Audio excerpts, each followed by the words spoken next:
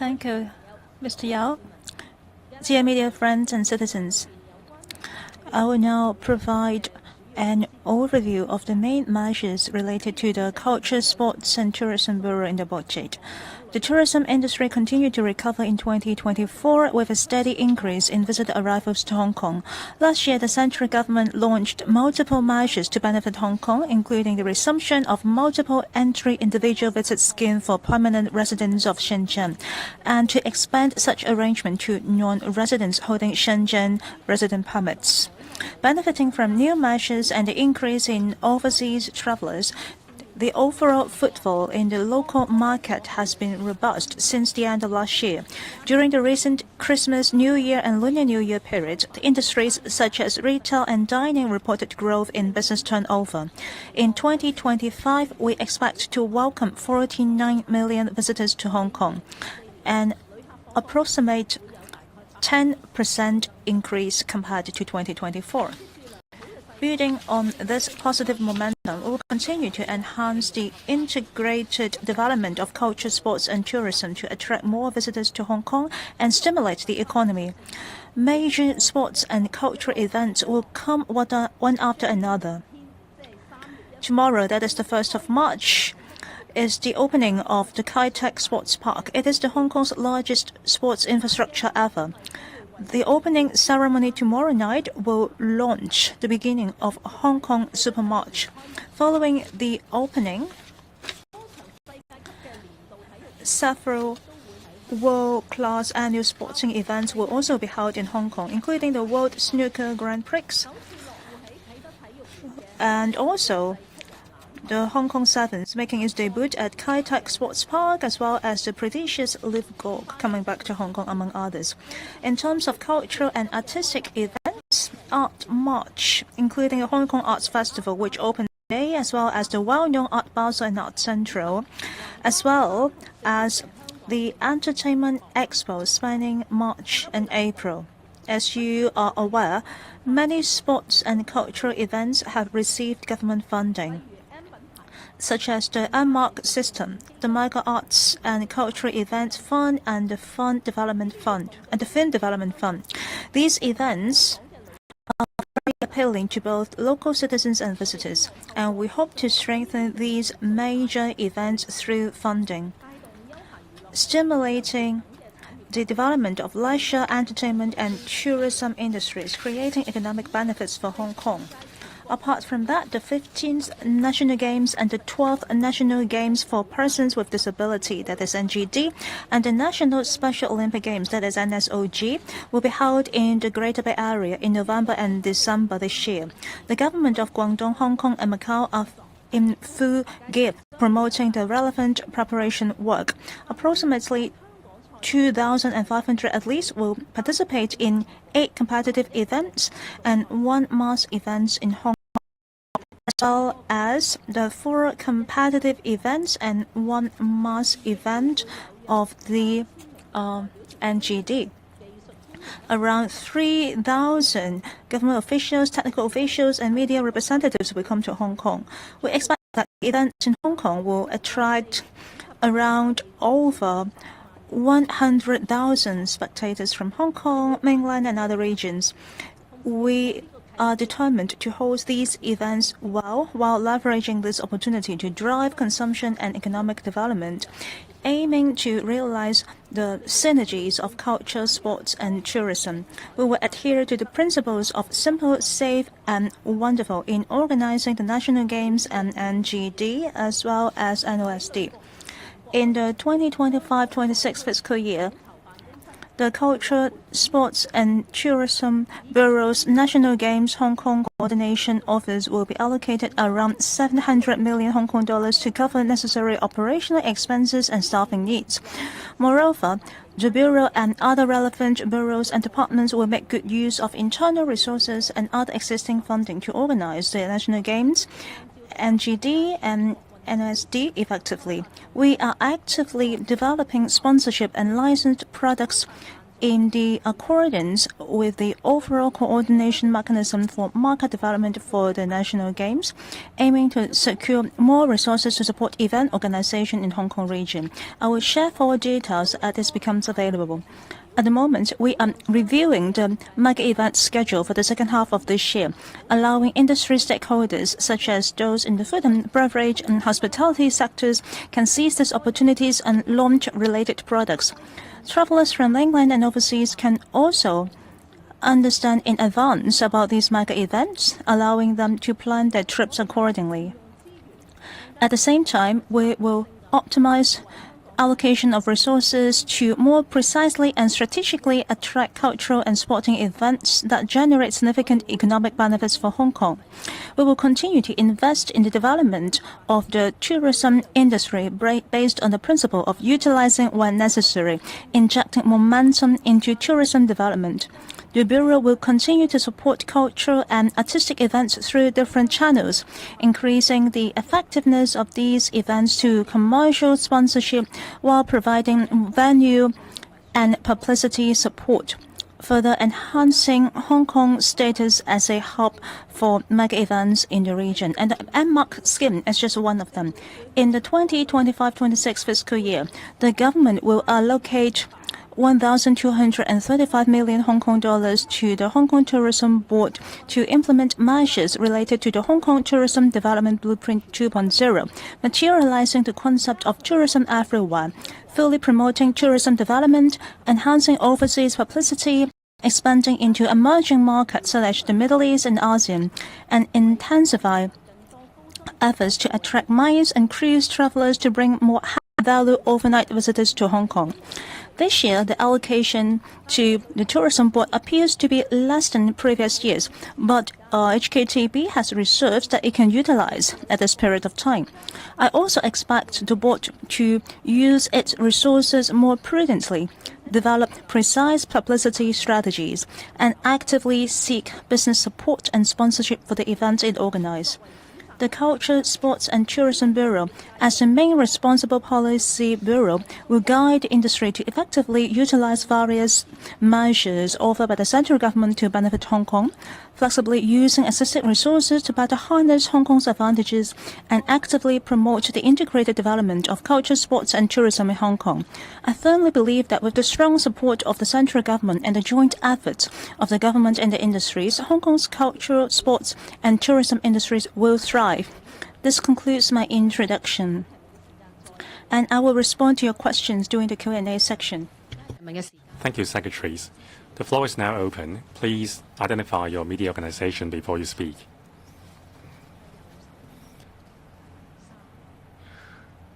The reporter on my left.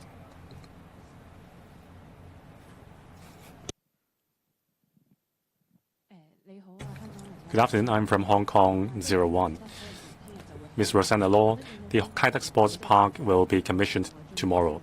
Now, Hong Kong's media outlets can live stream the first half an hour of the ceremony, but not afterwards. And the clip can only be edited into a clip of no more than 3 minutes. Why is that? Now, last year, Singapore got the Taylor Swift concert to be held in Singapore. Now, this year, there are reports that Lady Gaga's concert would be held exclusively in Singapore. It seems that we have lost for 2 consecutive years to Singapore. Now, the third question, now with the commissioning of the Kai Tak Sports Park, has the administration tried to invite more international stars to hold concerts in Hong Kong, or is that the best you can do because of the fiscal concern? Thank you for your questions. Tomorrow's opening ceremony would be edited and broadcasted at 9:30 p.m. on 4 local channels, free TV channels for public enjoyment. We have invited media friends to join the ceremony and report the ceremony. And naturally, you would be very curious about the details of the ceremony. That's why we have sent invitation to the media to film the ceremony and have it edited to a clip of no more than 3 minutes. Now, as I said, we would present a most brilliant program to the public as the prime time. Now, there are reports that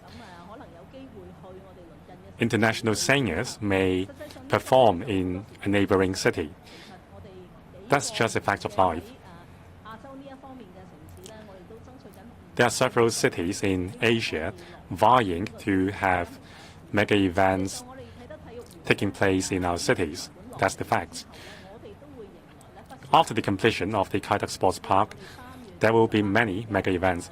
For example, on the 28th of March, there will be the Rugby 7. That's an international mega event. In April, we will have the Coldplay concert. And we have already announced a litany of concerts to be held in the park. There will be familiar faces who haven't performed for a long time. There will also be superstars in the Asian Pacific region. And we are reaching out to organizers of other mega events as well. Now, however, based on business practice and confidentiality, we won't announce the details right now. But please look forward to other events in the future. After the commissioning of the park, there will be many mega events taking place in Kai Tak. Next question, please. The reporter on the left. Questions from TMHK. Firstly, for Ms. Law, the Kai Tak Sports Park is going to be open tomorrow. Could you maybe share with us the latest preparation progress? And does the government have any plans to pursue additional guests and even more international stars to perform at Kai Tak in the future? And the government is also earmarking $1.2 billion for the tourism board and seeks to attract more tourists from the Middle East and Southeast Asia. Does the Bureau have any KPI on this? And for Mr. Yao, the U.S. President Donald Trump has announced that the U.S. will impose another 10% tariffs on all Chinese imports from the coming Tuesday, on top of the 10% levies imposed earlier this month. How would you assess the new tariffs' impact on Hong Kong? Thank you. Okay, perhaps I'll go first. The preparation for the opening of Kai Tak Sports Park tomorrow is, of course, at its final stage and a very intensive stage.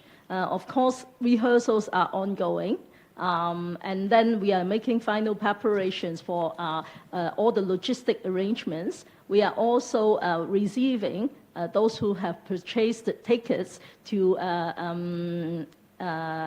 exchange for their tickets with their pass, starting yesterday till tomorrow afternoon. So a lot of these preparations are ongoing, and then rehearsal will, I believe, be ongoing from this afternoon or tonight till the small hours of today, like any other major ceremony or major events.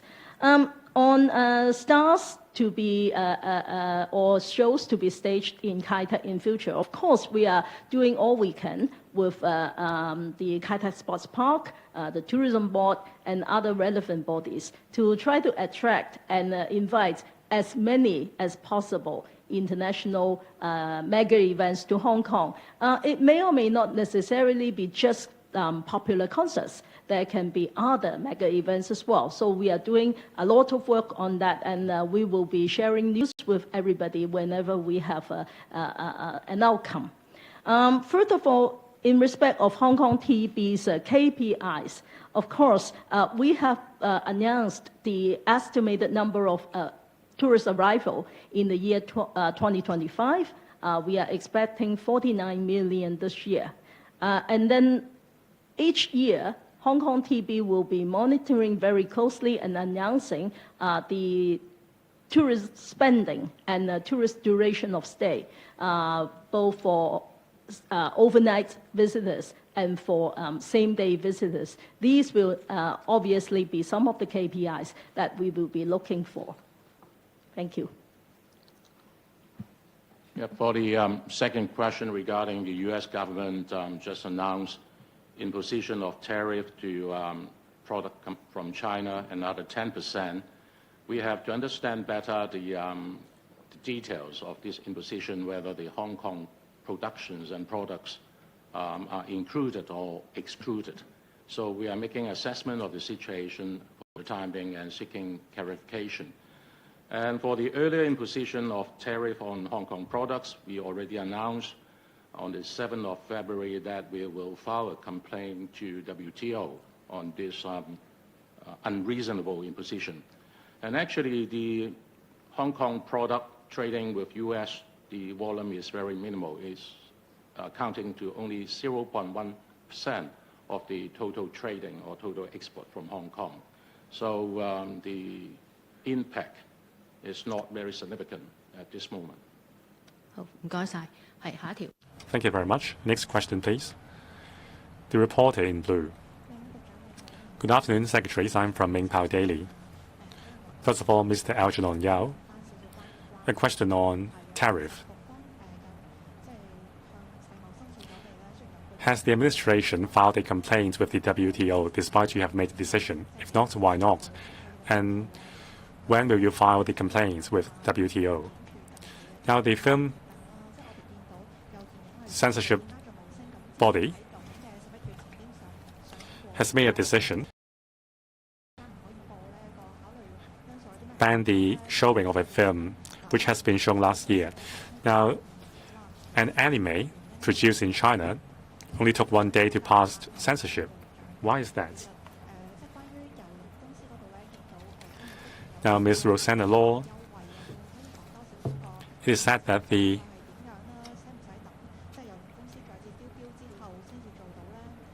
cruise company would offer a discount. So how many more ship calls do you expect during off-season as the Kai Tak cruise terminal? Now, despite the additional 700,000 visitors arriving at Hong Kong, it seems that the consumers' consumption was even less than the previous year.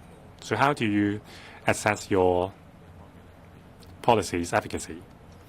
Now, in terms of the tariff hike imposed by the U.S., we have made an announcement that we will file a complaint with the WTO. It takes time to prepare for the complaint.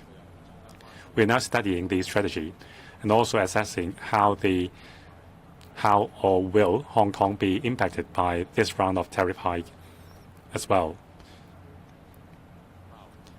After the preparation, we will file the complaint with the WTO. On film censorship, we have a mechanism to assess each and every movie to be shown in cinema. We will also consider complaints and views submitted by parties. Speaking of the cruise, in the budget, we have mentioned 2 measures. The first, we want to support and encourage the cruise company to increase the ship calls and make overnight calls in Hong Kong. You also asked about making calls in Hong Kong during low season. I think that's the focus of your question. As for the low season, in Hong Kong or in Asia, I think it is generally June to August every year. Because in this period of time, we have quite a lot of typhoons and the weather is unstable. Generally speaking, unstable weather and typhoon will affect the trips or the journey of the cruise. In the past, we also see that the cruise might need to change the schedule because of poor weather and typhoons. And I think it speaks not only for Hong Kong. We are speaking about this part of the world. They tend to be more careful during those seasons.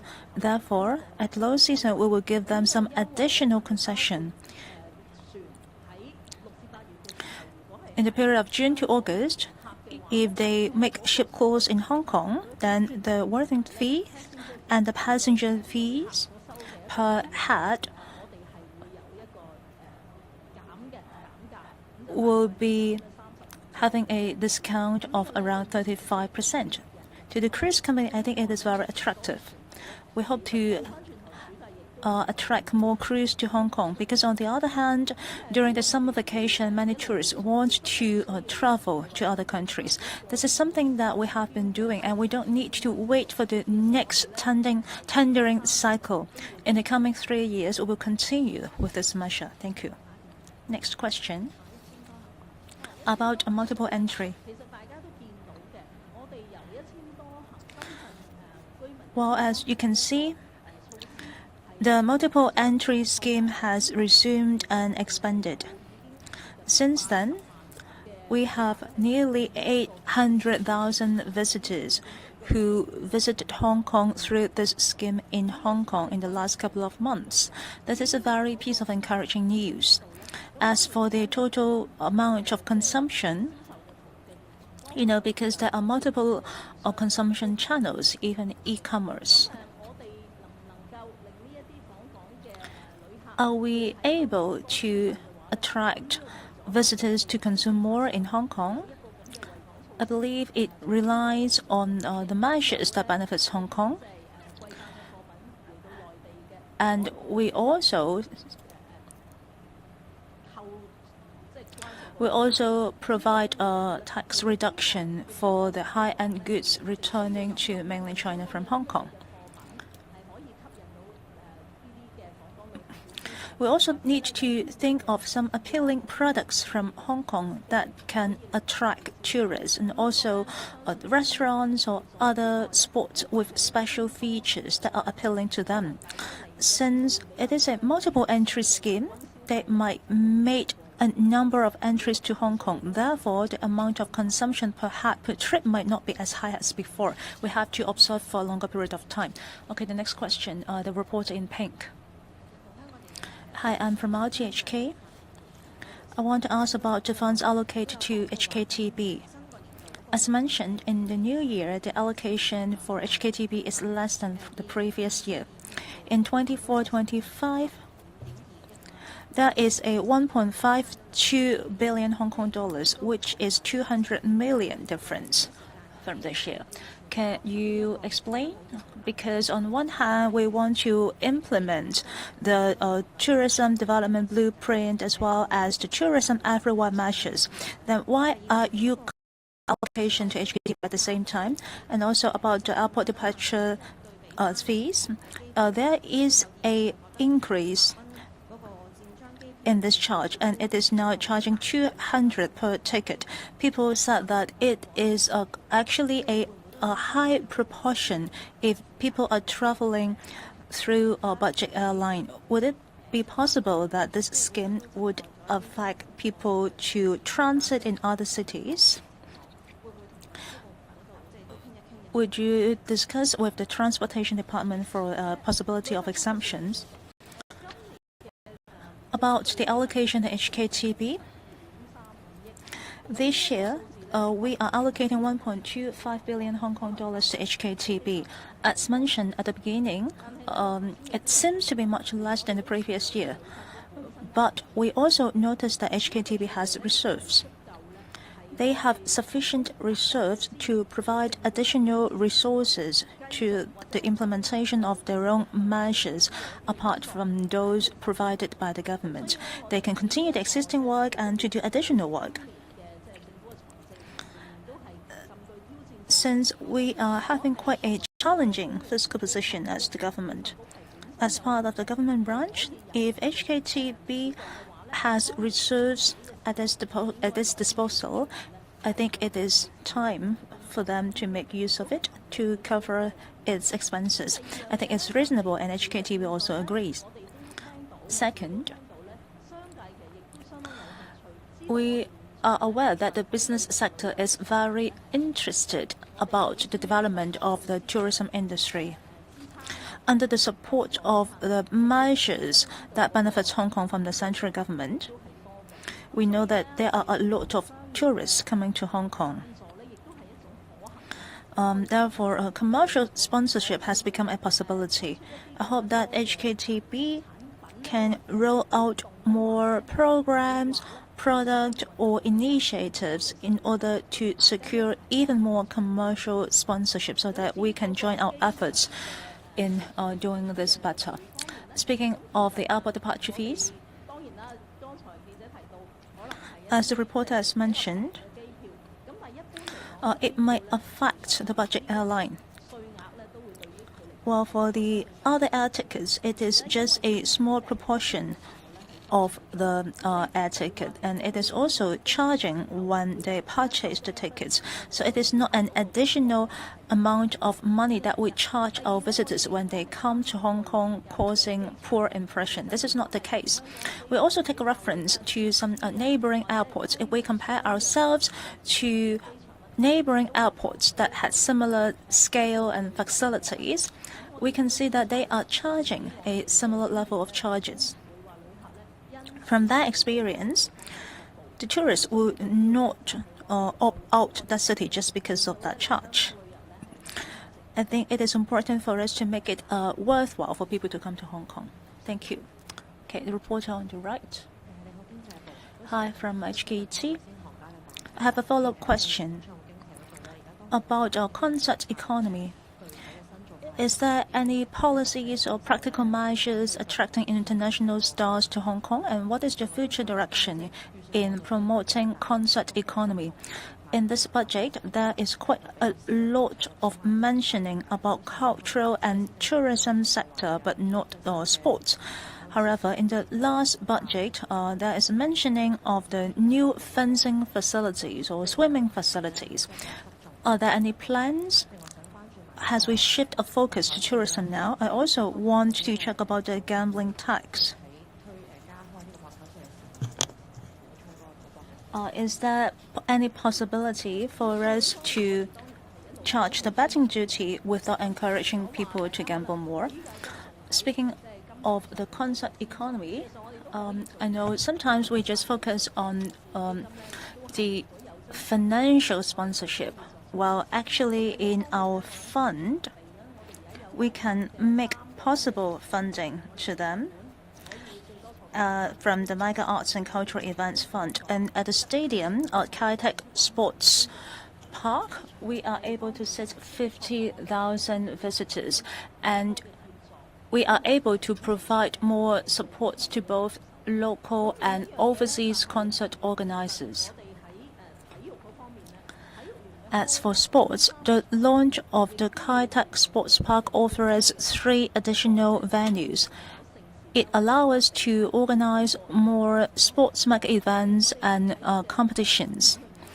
For instance, in Kai Tak Sports Park, we have already organized basketball games, bowling games, which is offered with a designated rolling lane.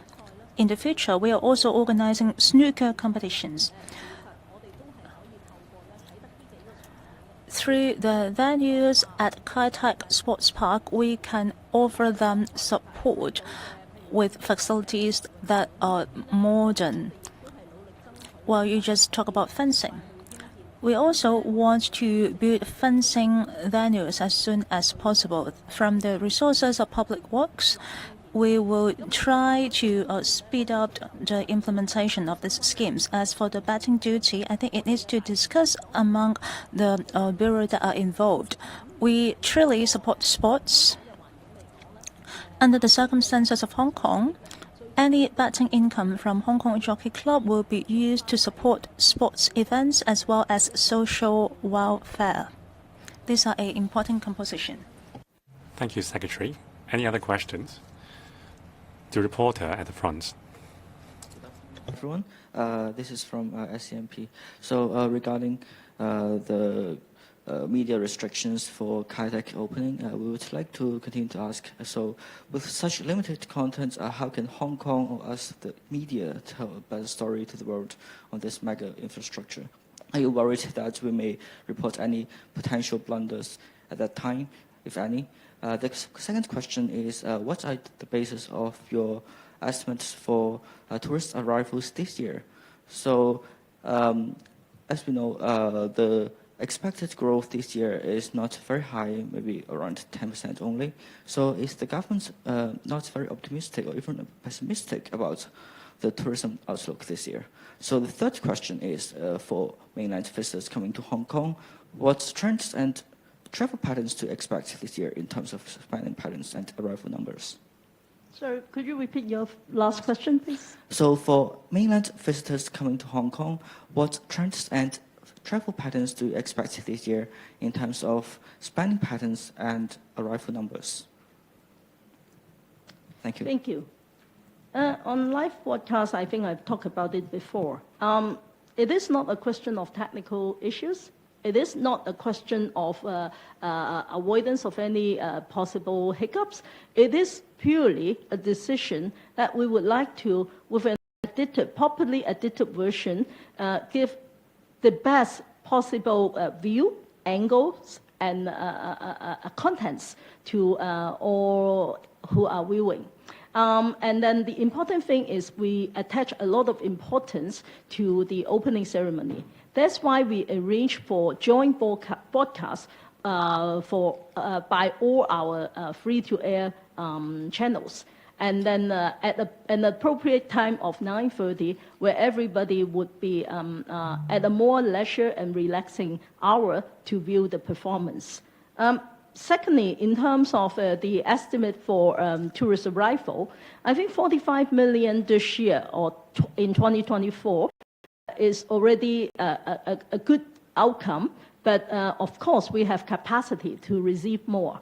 And after empirical studies and also analyzing previous performance, the Hong Kong Tourism Board estimated that in the year 2025, some 49 million, some 10% growth from last year would be appropriate for 2025. We think that this is a reasonable estimate. As for the benefits that the tourists will be bringing, I think a lot would depend on number, but more would depend on their power of spending, the duration of stay. And this is for our stakeholders in the industry and partners in the tourism trade and other related supporting services to really exercise their creativity and their innovation to attract more spending. Regarding spending pattern, yes, I think globally we do see a change in traveling pattern and spending pattern from travelers, both mainland and from abroad. Maybe a shorter stay, maybe more cautious spending, maybe slightly less spending than previously in terms of luxurious goods or luxurious services. But I think the encouraging thing is we also see that innovative or creative offerings are actually attracting a lot of support. So once again, as I've mentioned, when I announced the blueprint for Tourism Development 2.0, it is up to our industry and stakeholders to really try their best to put out good offerings to attract more spending. Thank you. 好，唔該。或者最後兩條問題，係呢邊。The last two questions, please. Thank you. I'm from Cable News. Mr. Ao Chun Yao, you talked about silver economy. Many products and services will be added to the market for elderly consumers.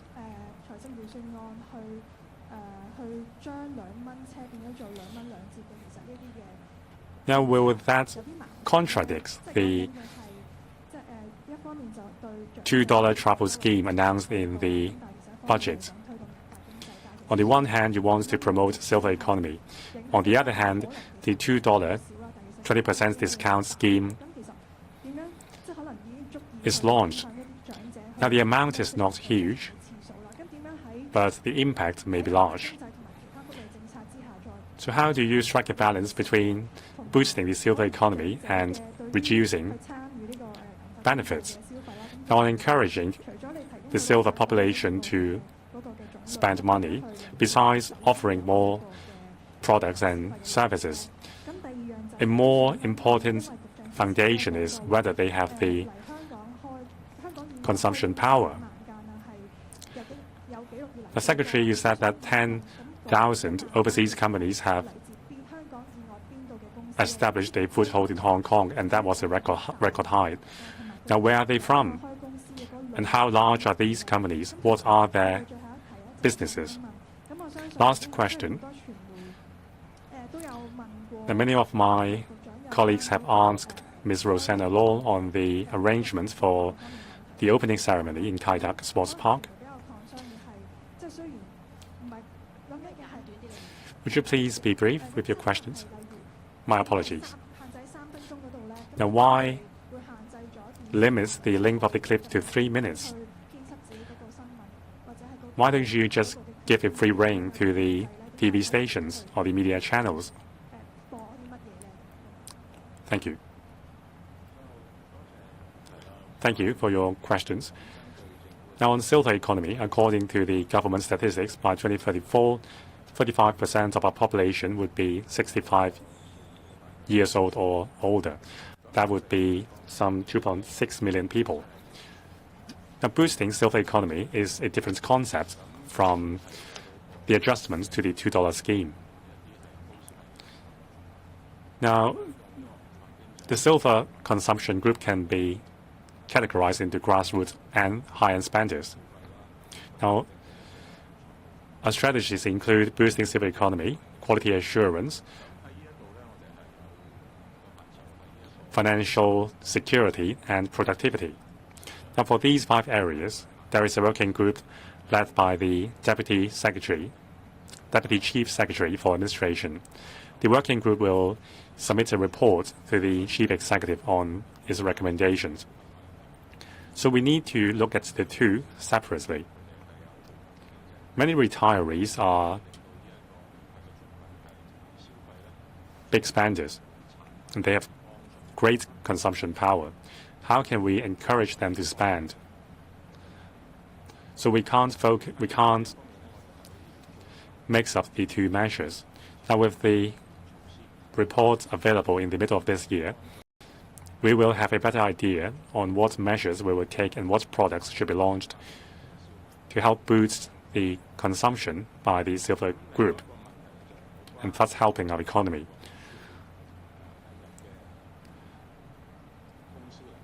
On companies invited by Invest Hong Kong to the city, we have added 10,000 of them, 10%. Now, there are 2,000 companies from the mainland, 14,000 from 1,400 from Japan, 1,400 from the US, 700 from the UK, and 800 from Singapore.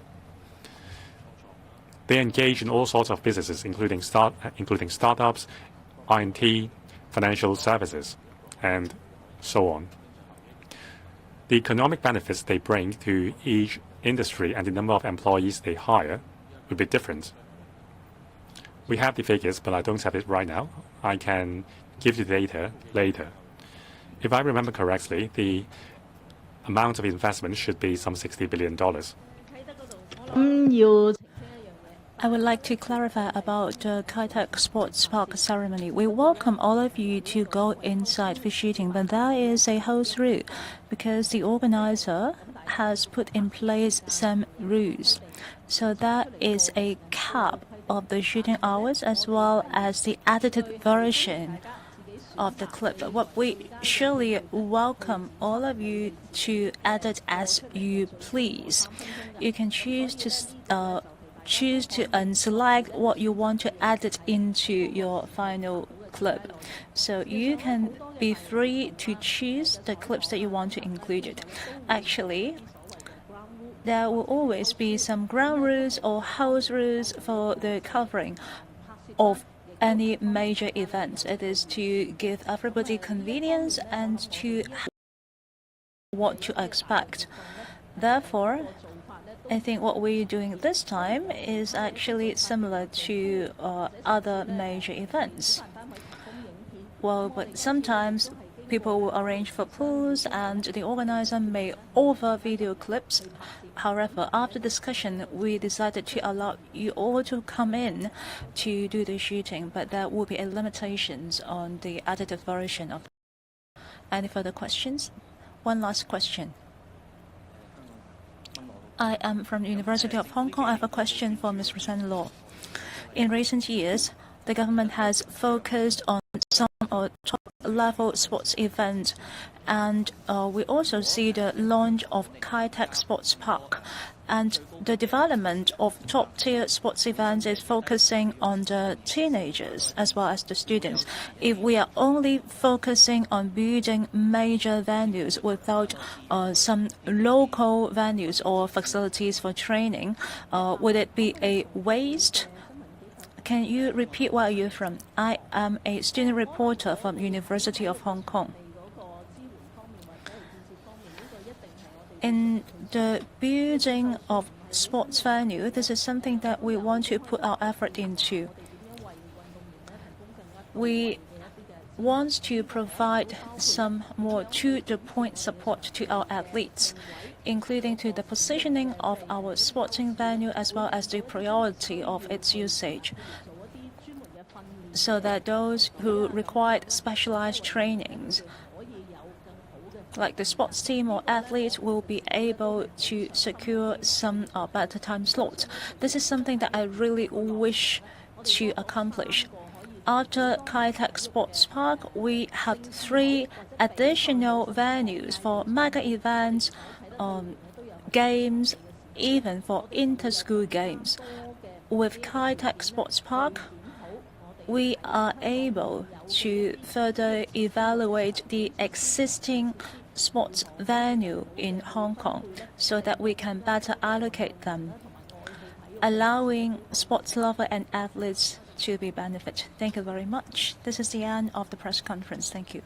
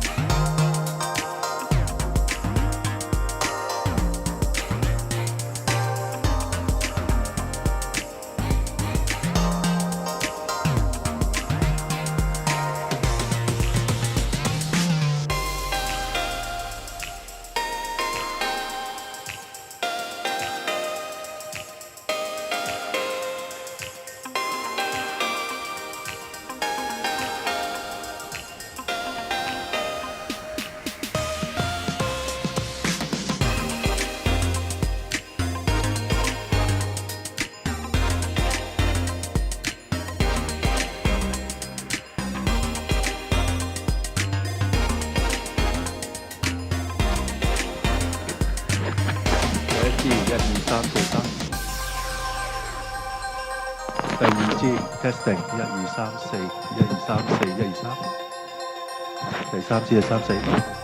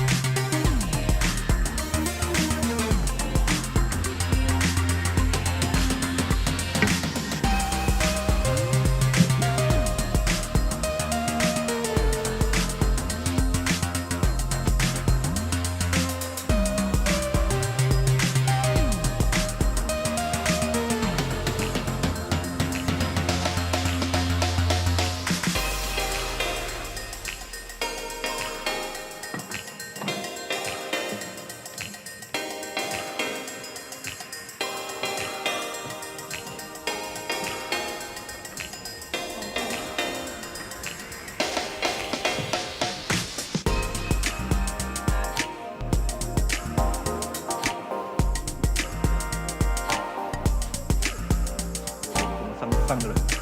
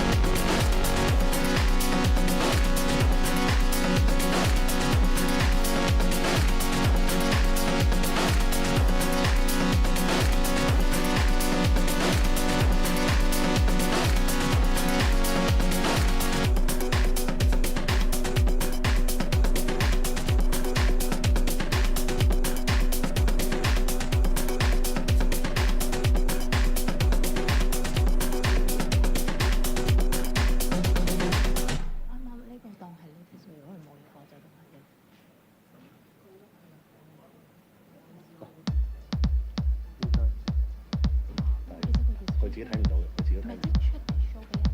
睇唔到，睇唔到，因為呢個就係出邊嗰個嚟嘅，就係人哋睇到嘅。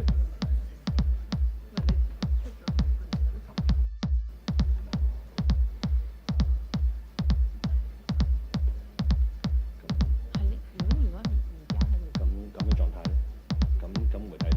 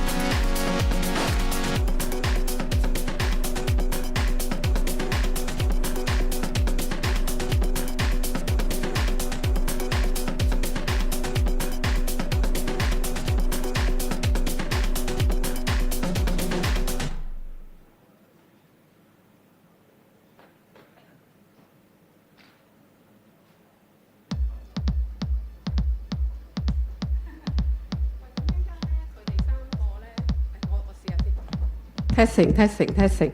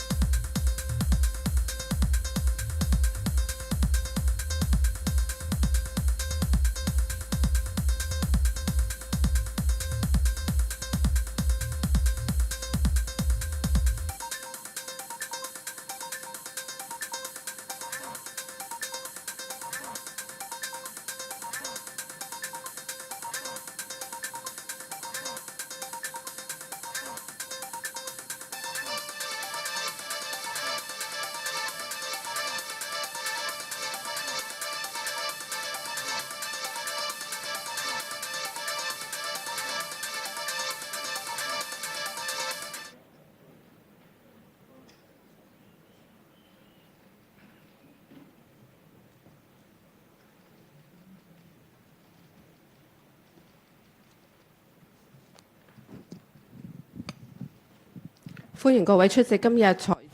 Welcome to the press conference on budget-related measures. I will first introduce the host to you, Ms. Bernadette Lenz, Secretary for Development, Ms. Winnie Ho, Secretary for Housing, and Ms. Mabel Chan, Secretary for Transport and Logistics. Each of them will first do a PowerPoint presentation on the budget-related measures, then the floor will be open to questions. Have you taken photos yet?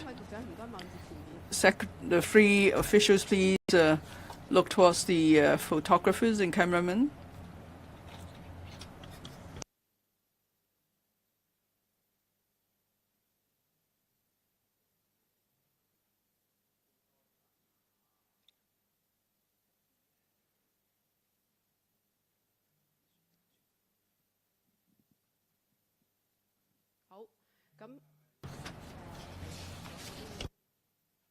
Yes, photographers on the left.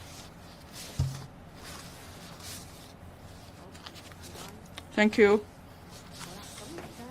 So now I'll first invite the Secretary for Development to speak. Friends of the media, good afternoon. I'm going to introduce the major initiatives of the Development Bureau under the budget. I'd like to give you more time to ask questions, so my introduction will not cover all the initiatives relating to the Development Bureau in the budget. First of all, we'll continue to provide stable and adequate land through effective land use planning so as to take forward the economic development in Hong Kong. So how will we take forward these initiatives? There are a lot of factors at play, including the relevant studies and the progress of land identification and creation, as well as public finance. These are our factors at play. As the Financial Secretary emphasized in the budget, we have drawn reference from our experience of the shortage of land constraining our development. So we cannot stop our work on planning and land creation. The capital works expenditure in the MRF from last year estimate of an average of about $90 billion a year to $120 billion a year. This increase gives us more room to take forward the study, design, and construction of infrastructure projects. What I want to share with you, in taking forward these projects, we cannot rely solely on public fund. In order to enhance speed and quality, we need to adopt an innovative mindset. We need to combine government and market forces, including adopting more diversified modes of development. We always said that in the Northern Metropolis, we emphasize in situ land exchange and piloting the large-scale land disposal projects. These are the initiatives in relation to adopting more diversified modes of development. We will explore more modes. We will explore the feasibility of allowing landowners to surrender the land that the government plans to resume in the Northern Metropolis. When they do so, they are allowed to offset the land premium payable by landowners in the NDAs or in the Northern Metropolis for in situ land exchange or large-scale land disposal.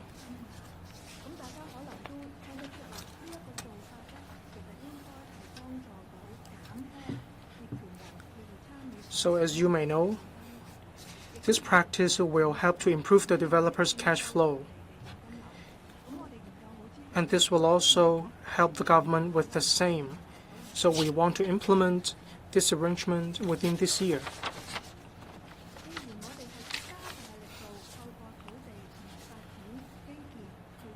So now that we will devote more resources to invest in our future, we must manage cost well. We have four main directions in order to reduce the works cost. First of all, we will optimize the project procurement model. For MIC and steels, we will implement central procurement model.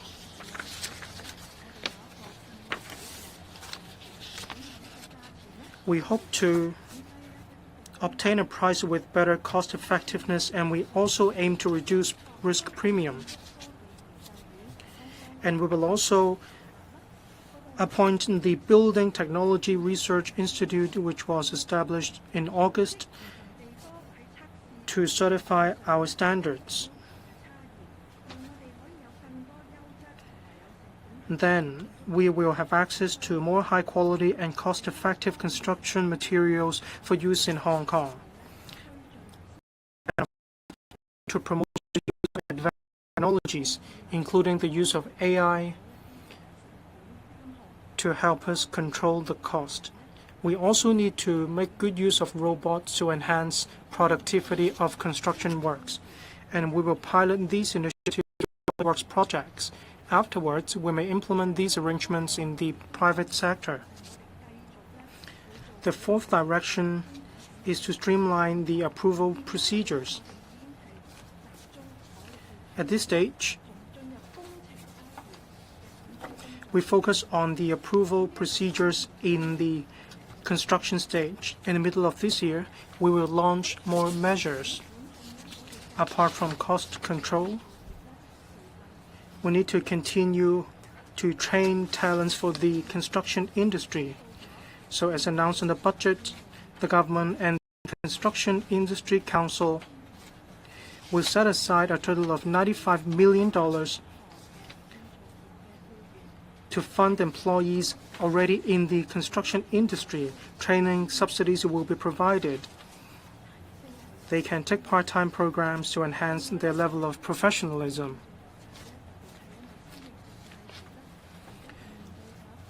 Especially the private sector, the construction industry is facing a situation where the construction works have slowed. So the contractors and the consultants may be more conservative when it comes to engaging employees. But we have construction industry graduates every year. CIC will set aside $150 million to engage in these university graduates so that we can retain these graduates and help them with attaining the professional qualifications. I'd like to move on to the land sale list for the next year.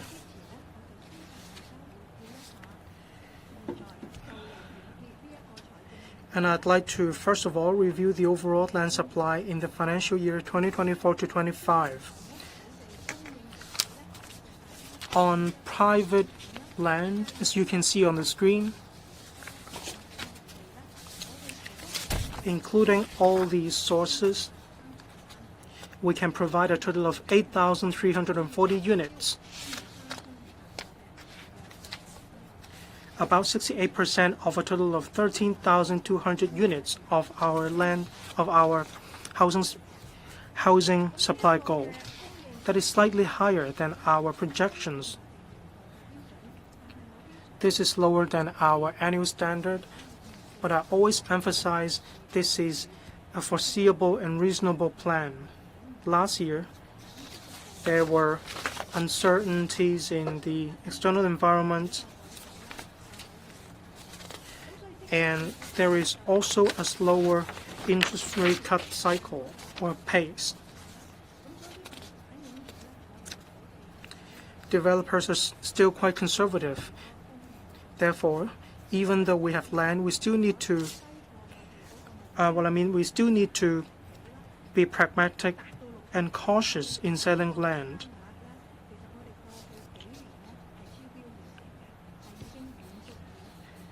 In the last 4 financial years, the land supply for private housing exceeded our targets. This offset the shortfall of this year. In relation to industrial land, There are 2 pieces of multi-story industrial building in Yunlong and Hongshui-Q respectively. We are inviting tenders. The Transport and Logistics Bureau has successfully sold 1 piece of land by tender in Tsingyi.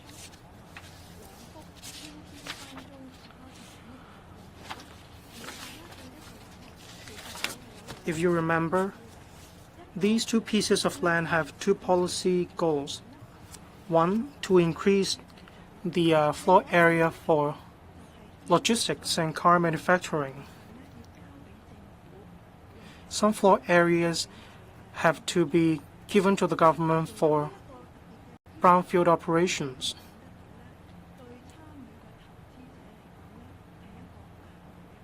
So this is an additional requirement and burden to investors.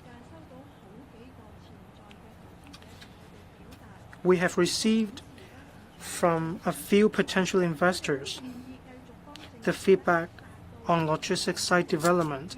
They are willing to help the government meet these 2 policy goals.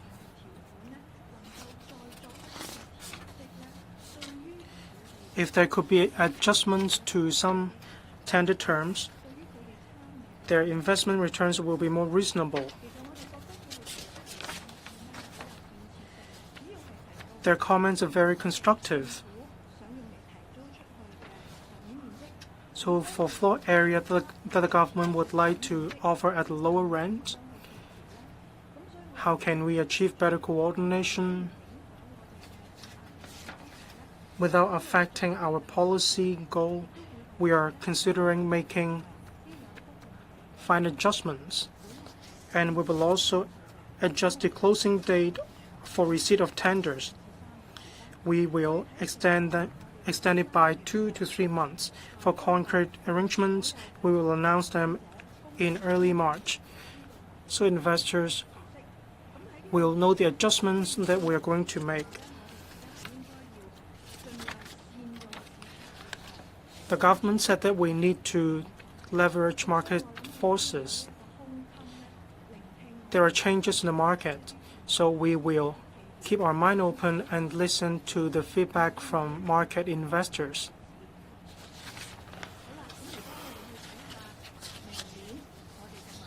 So let's turn to our land sale list for 2025 to 26. On the list, there are 8 pieces of residential sites. They can provide 4,450 units.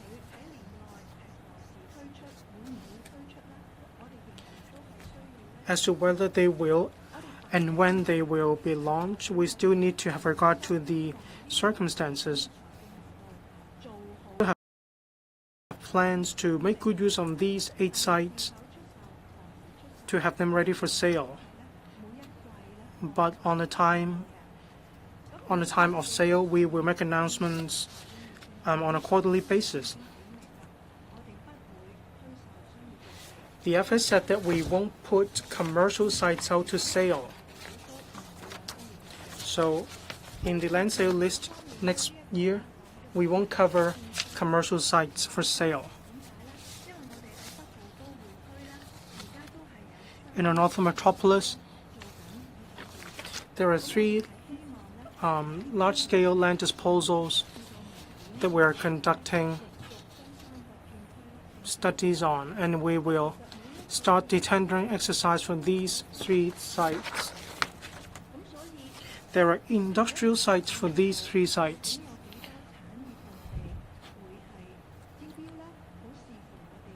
So how many industrial sites will be put out to tender? We will make the arrangements later on. At this stage, we cannot provide concrete details, but there will be concrete arrangements later on.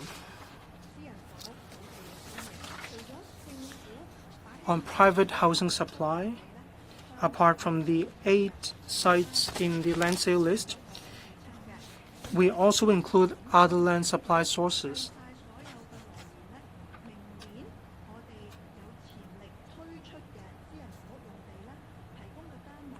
For the potential sites, we can provide a total of 13,700 units,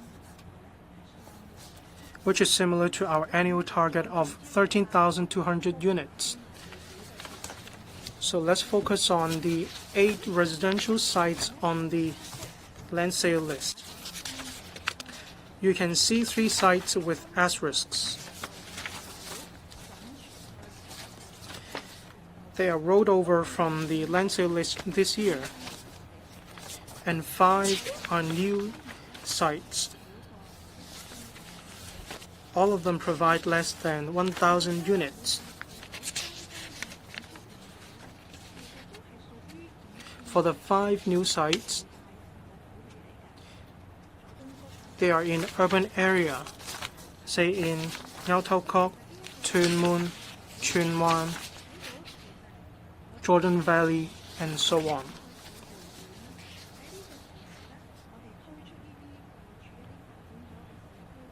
So when we make available the sites in the urban area, we believe this will be attractive to the market.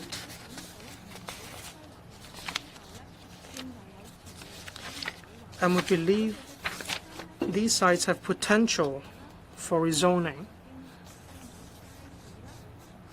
They used to be schools, markets, and GIC use sites.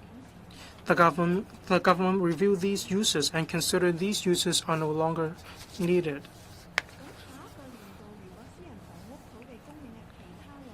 In the next year, for railway property development projects, there are 2. One, Tung Chung East Station. The MTRCL will launch the other piece. And the other site is Tuen Mun Area 16. The Urban Renewal Authority will launch the project in Kai Tak Road and Sapo Road in Kowloon City. There was an aborted tender this year.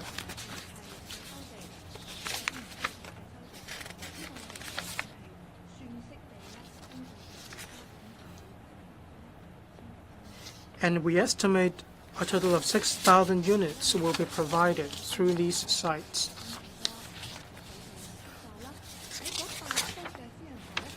Regarding the 8 private residential sites, from April to June in 2026, we will put the residential site in Tuen Mun out to tender. It can provide 525 units. This site is close to the light rail station in Tuen Mun. Transport is convenient with ample facilities. We believe it is attractive to the market. In the first quarter next year, on private development and redevelopment projects, we anticipate a total of 164 units will be provided. And the figure will come to a total of 600 units, including what I have mentioned just now. There is an in-situ land exchange application in Hongshui-kyu Ha-chuen new development area as well. And the deadline for the transaction is 31st of March. If it is successful by the deadline, an additional 1,600 units are expected to be provided in the first quarter. I'll now give the floor to Ms. Winnie Ho, Secretary for Housing. Bernadette. Thank you, Bernadette. Next, I'd like to talk to you about the housing measures in the budget. On public housing figures, I'm sure you're familiar with that. In the next decade, we will have sufficient land to meet the supply target of 308,000 public housing units.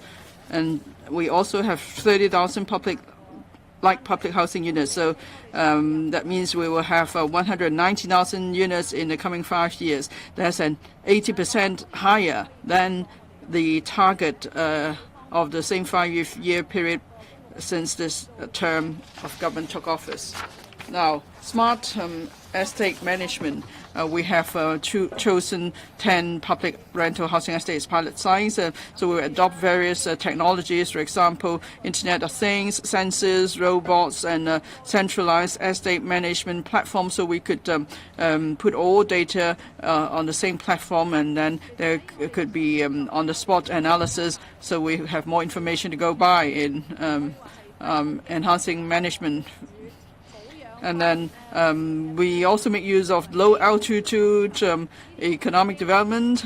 For example, we use more unmanned aircraft to inspect external wall, or even in the lift shaft, because it's dangerous to send a worker to go into lift shaft, but then it's important that we maintain lifts properly. So that's why usually now our colleagues will first use the small unmanned aircraft or drones to go into lift shaft to see if there are any problems, and before they send someone in for repair. So it's a safer and more efficient way. And then we also have apps, mobile application for daily patrol. Now, if sometimes it's difficult to describe a problem with words or to give a precise location, now we just take a photo and we can tell immediately what's wrong, and then we could pass it on to the repair staff to carry out repair.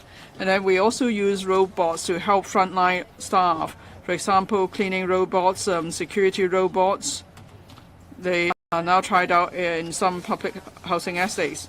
And then, of course, we have shopping arcades in housing estates, and we have launched a well-being startup program. We offer rent-free shop premises for 7 months, so young entrepreneurs could try out their business plans. We want them to succeed, and then they may eventually become rent-paying tenants. Now, we have received 180 proposals, and we have selected the first batch of proposals. All of them are now in business. Now, you see the pin I'm wearing and earrings. Actually, I bought them from a shop of a young entrepreneur. So this is an accessory shop. You see plenty of accessories there. And then there's another shop to help wild cats, and so people can play with the cats there. And then there are fashion shops as well, upgrading second-hand clothing and whatever. So if you're interested, after the press conference today, please contact us. And if you're interested in visiting any of the shops, you could go and give your support, show your support to these young entrepreneurs. We also plan another scheme to promote these projects to the private sector, so to get them involved. Now, after the budget, a few developers expressed interest. They are prepared to offer some shop premises to help out, to give support to these young people. Private housing supply. We believe in the next 5 years there will be on average over 70,000 units completed each year. So in the next 3 to 4 years there may be around 107,000 first-hand private housing units. Stamp duty.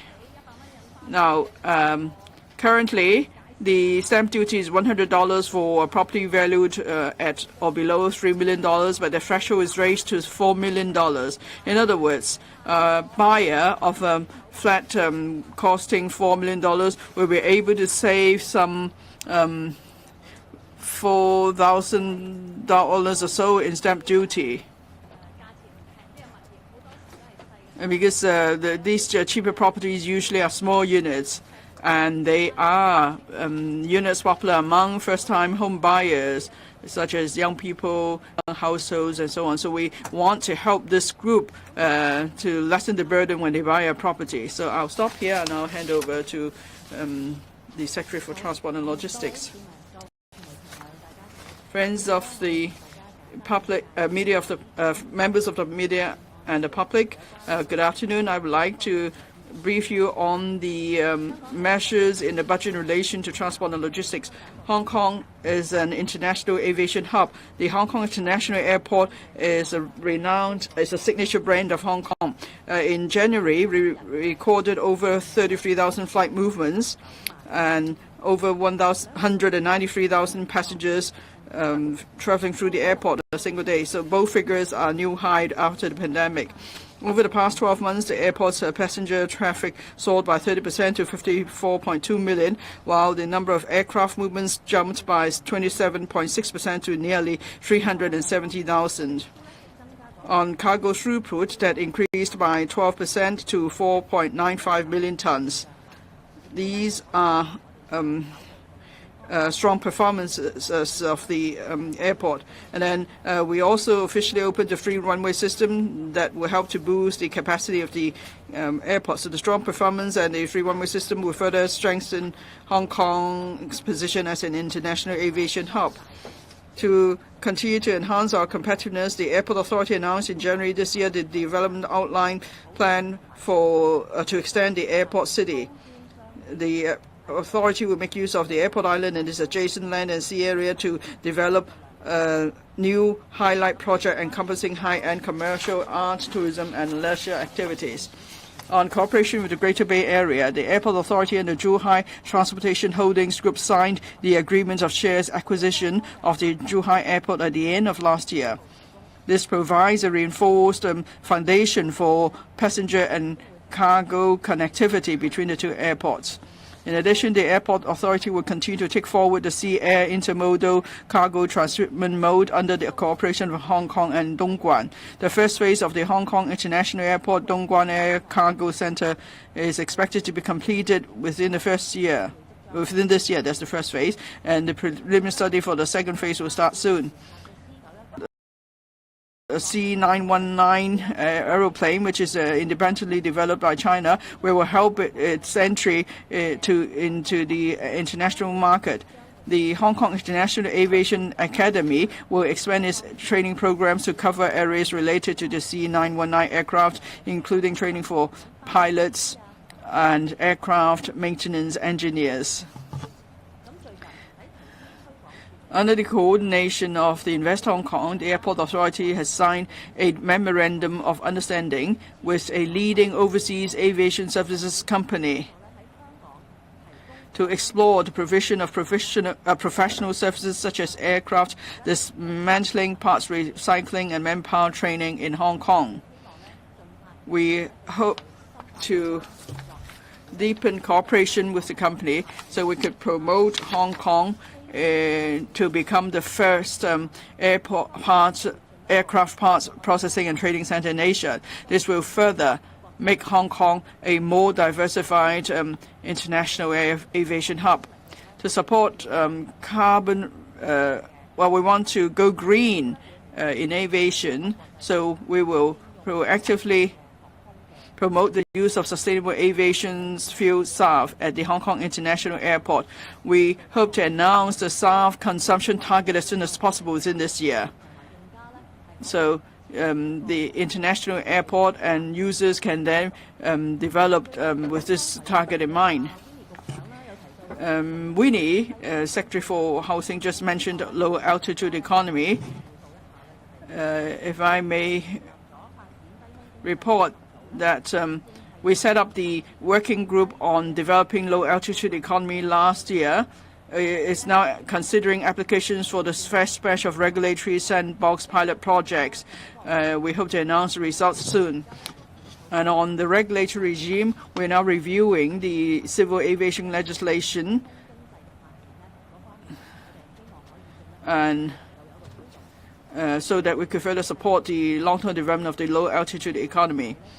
In the second quarter of this year, we aim to introduce an amendment bill to the Legislative Council to amend the Small Unmanned Aircraft Order. We will also study the enactment of new dedicated legislation on various types of advanced air mobility systems.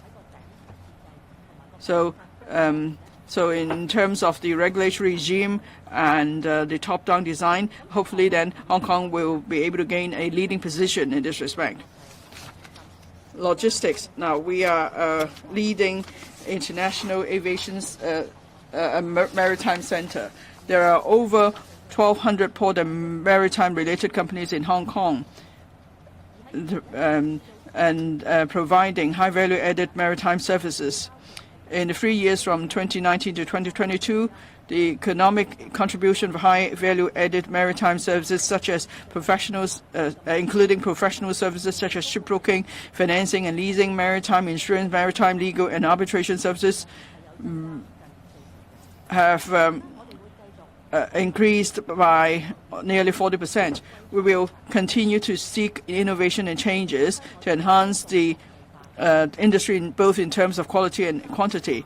We will continue to capitalize on Hong Kong's high degree of internationalization. We will move towards digitization, greening, and intelligentization. It's mentioned in the budget that the government will set up the Hong Kong Maritime and Port Development Board in the middle of this year to enhance research, promotion, and manpower training.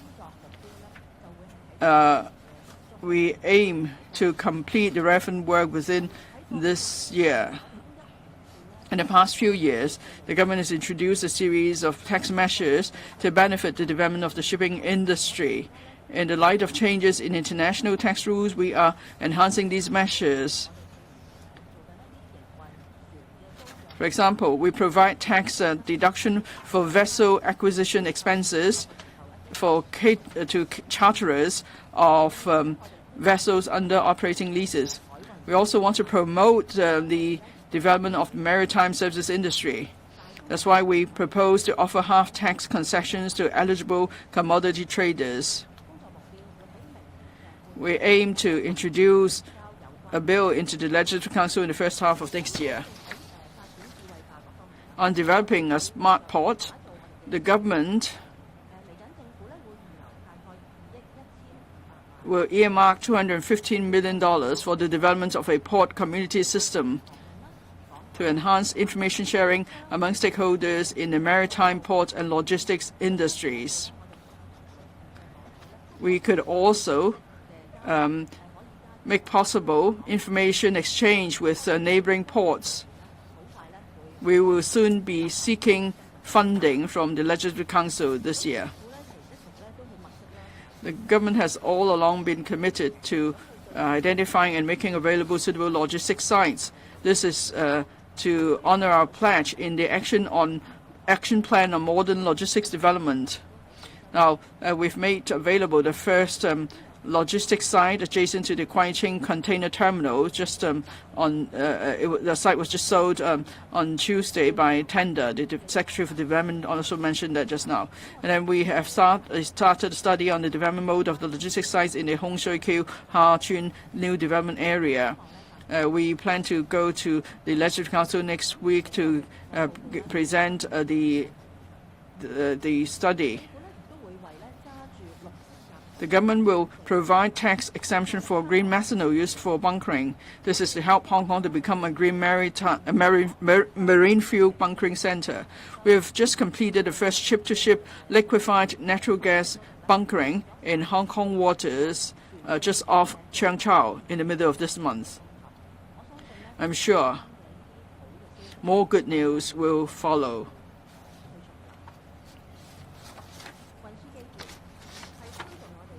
Transport infrastructure is an important driver of economic development. We will actively utilize our dual innovation mindset to further enhance our transport infrastructure network. We will keep to the principle of infrastructure-led and capacity creating in taking forward the development of the Northern Metropolis.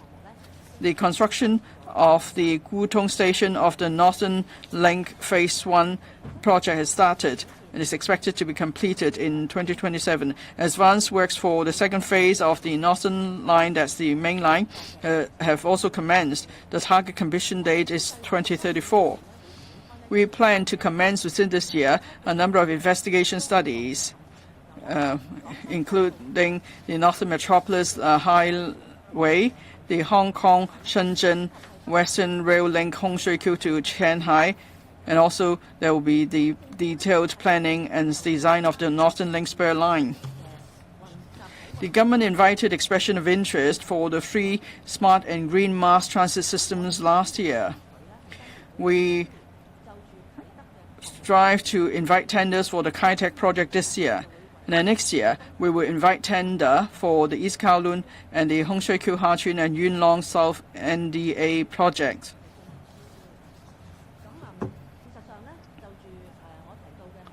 Now, for the Hung Shui Kiu Ha-Chun and Yuen Long South NDA project, the EOI exercise actually closes today. From the initial count, we have received 27 submissions. So that's the response is overwhelming, and we are very much encouraged. The government will also endeavour to commence the detailed planning and design of the South Island Line West project this year. Now, on the review of transport-related fees, the Transport and Logistics Bureau will uphold the SAR government's principle of prudent financial management and optimize the use of financial resources. The government is reviewing a number of transport-related fees and penalties. The overall consideration is to enhance traffic management and maintain the discipline and sustainability of public finances. We will focus on those fees and penalties that have not been adjusted for years, including 1. Parking meter charges, that is the on-street parking meter charges, 2. Fixed penalties for traffic offences, and 3. Tunnel tolls. As for the license fee for electric private cars, the government is rationalizing the basis and structure of the fee to keep in line with the technological development of electric vehicles and international practices. We are now examining the specific proposals and implementation timetable. We aim to complete the review and put forward proposals for consultation with the Legislative Council panel on transport within this year in batches. On the public transport fare subsidy scheme, with effect from June this year, the threshold of the scheme will be raised from $400 to $500 of monthly public transport expenses incurred. The government will continue to provide a one-third subsidy for the public transport expenses exceeding $500 per month. The subsidy ceiling of $400 per month will remain unchanged. Finally, I'd like to stress that Hong Kong enjoys the advantage of one country, two systems, and being backed by the motherland and connected with the world. With the solid support of the country, the Transport and Logistics Bureau will enhance Hong Kong's competitiveness in shipping, port, and logistics on all fronts. We will explore new quality productive forces in the areas of shipping, logistics, and aviation, etc., to look for a new growth point. On promoting infrastructure development, we will speed up and enhance efficiency so that we could contribute to the sustainable and steady development of Hong Kong. Thank you. I now open the floor for questions. Please identify your media outlet before you speak. On my right in the last row, the lady reporter with glasses. Good afternoon. I'm from Commercial Radio. On land sale, 5 of the 6 residential sites will be rezoned, or they are being rezoned. When will the procedures be completed? Will they be launched only in the second half of this year? All 8 residential sites are smaller in scale. According to the government's assessment, the property market will not be buoyant. Is it the case that these are selected by the government? I'd like to ask the Transport and Logistics Bureau. 2 cargo planes triggered the TCAS system, Traffic Collision Alert System. How will you follow up on this incident? I'll take the first 2 questions. Regarding the 8 residential sites, 5 of the sites need to be rezoned.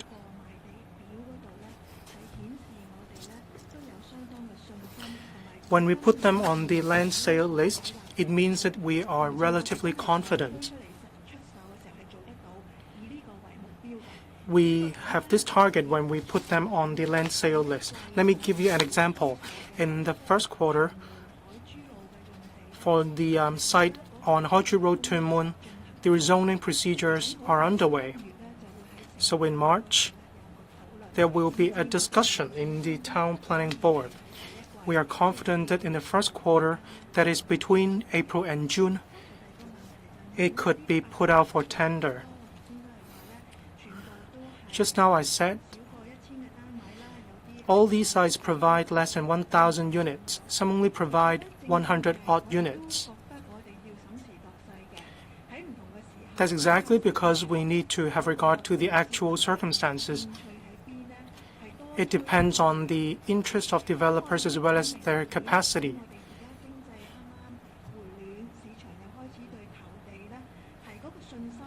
Now the market is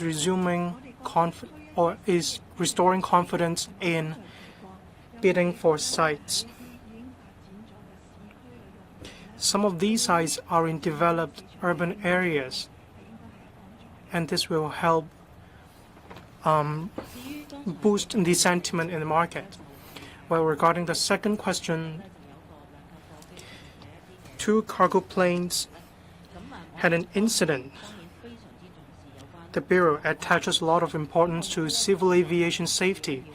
I have tasked the Civil Aviation Department to probe into this incident.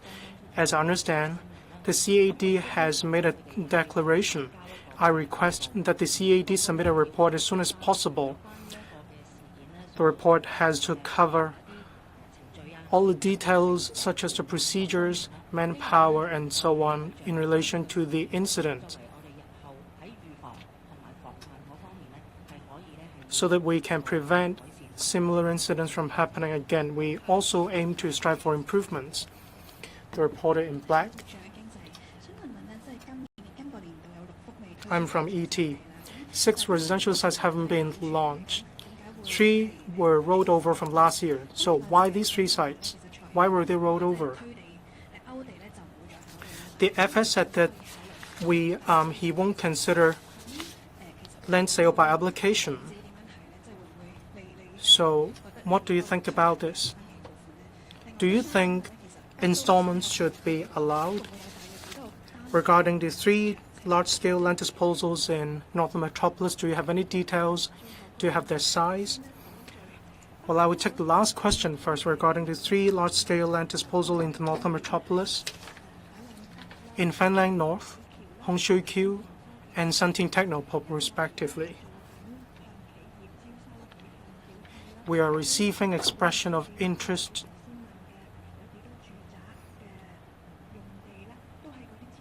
So regarding the residential sites information you mentioned, they are all covered in the expression of interest. We are still receiving expression of interest, so we cannot tell the details at the moment. Regarding the installment option, the government keeps an open mind. But objectively, in relation to land sale, the scale isn't very large actually. So within 1 month, the developer needs to pay the amount in full. So there's no special arrangement in this regard. For large-scale sites such as large-scale land disposal or large-scale land sites, there are about 10 or to 20 hectares. So the amount involved is substantial, around $10 billion to $20 billion per large-scale land site.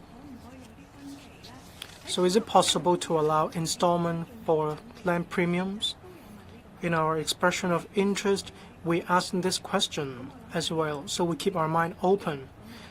We will see the response from the market before we make the decision. You also asked about the current financial year. 3 residential sites are on the land sale list, but then they weren't rolled over to the list for the next financial year.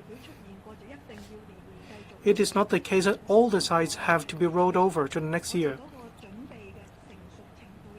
Market circumstances change. So for the 3 sites that weren't rolled over, one is in Kai Tak. As you know, there is an abundant supply of private housing in Kai Tak, so we don't find it necessary to promote the land for private housing in Kai Tak. The other is in Hoi Sha Road and in Lantau.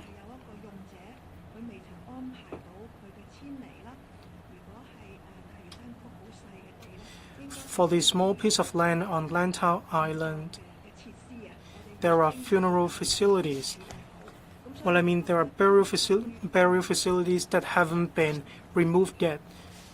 So we didn't roll these sites over to the list next year. I'm the lady with long hair in black. Good afternoon, I'm from Mengpao. I'd like to ask Ms. Chen, Secretary for Transport and Logistics. I'd like to ask about the boundary facilities fee. There's a report saying that this policy is politically not correct.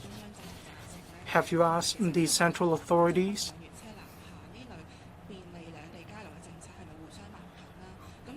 Are these at odds with the facilitation measures such as Hong Kong vehicles going north? Are you confident that you can implement this policy well?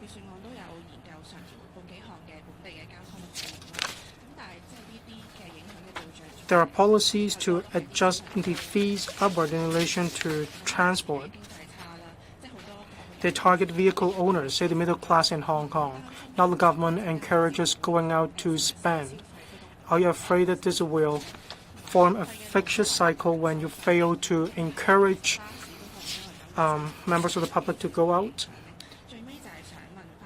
Regarding free road, do you think this will impact on the public? For infrastructures, you said that you would charge the public. Do you think that this will put the public off? When the fiscal position improves in the future, will the toll roads become free of charge once again, or will tolls be reduced? Thank you for your 3 questions. On boundary facilities fee, that is a private car tax departure fee. Well, we will consider this proposal. The Transport and Logistics Bureau will give support to this study. We have been working hard to promote the 1-hour living circle within the Greater Bay Area. Now, the public use various modes of transport to go to the mainland, in particular the Greater Bay Area, to stay or to spend. And then we have express rail link, and then there are also land crossings, and there are ferry terminals. And the figures show that that we are doing a good job in ensuring accessibility across the boundary. So we will work harder to promote integration. Now, the budget proposes a study on charging fee for charging the boundary facilities fee on private cars departing via the land boundary control points. We will, of course, consider the impact of such a fee. But at the same time, we want to give play to the principle of the users pay and those with more pay more. And on other transport-related fees, and if we increase the fees, what will be the impact on the public? Well, as I said, we will look at focus on fees that have not been adjusted for years. For example, on-street parking meter charges, the fees have not been adjusted for over 30 years. And then there are other traffic management penalties, such as illegal parking fixed penalties. Again, the penalties have not been adjusted for over 30 years. So we want to maintain the principle of prudent financial management. At the same time, we want to make sure there is proper traffic management and assurance of road safety. So by adjusting the penalties, we hope that could serve a suitable deterrent effect. And then for government roads and tunnels, trunk roads and tunnels, there are now 18 tunnels or trunk roads. There is a toll on 8 of the roads or tunnels, but then for the others, for various reasons, perhaps we canceled the toll a few years ago. So we need to conduct a comprehensive review. We have to look at the principles involved. Now, when we take back the Tai Lam tunnel, we have substantially reduced the toll, following 4 principles. 1, we consider traffic management as the most important principle. Second, we want to make sure users pay. And third, we want to give priority to public transport. And fourth, we give priority to efficiency. At the same time, we consider the affordability of the public.